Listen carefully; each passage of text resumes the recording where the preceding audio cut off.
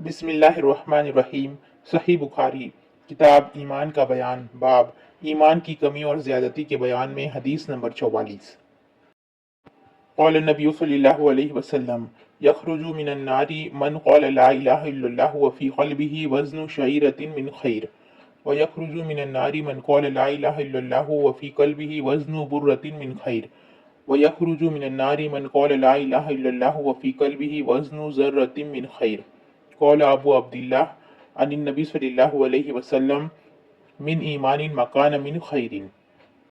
ترجمہ: آپ صلی اللہ علیہ وسلم نے فرمایا، جس شخص نے لا الہ الا اللہ کہہ لیا اور اس کے دل میں جو برابر بھی ایمان ہے تو وہ ایک نہ ایک دن دوزخ سے ضرور نکلے گا، اور دوزخ سے وہ شخص بھی ضرور نکلے گا جس نے کلمہ پڑھا اور اس کے دل میں گیہوں کے دانے برابر خیر ہے، اور دوزخ سے وہ بھی نکلے گا جس نے کلمہ پڑھا اور اس کے دل میں ایک ذرہ برابر بھی خیر ہے۔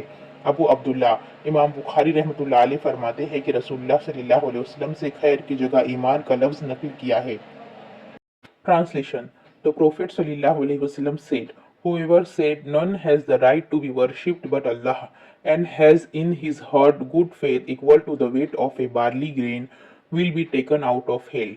And whoever said none has the right to be worshipped but Allah, and has in his heart good faith equal to the weight of a wheat grain, will be taken out of hell.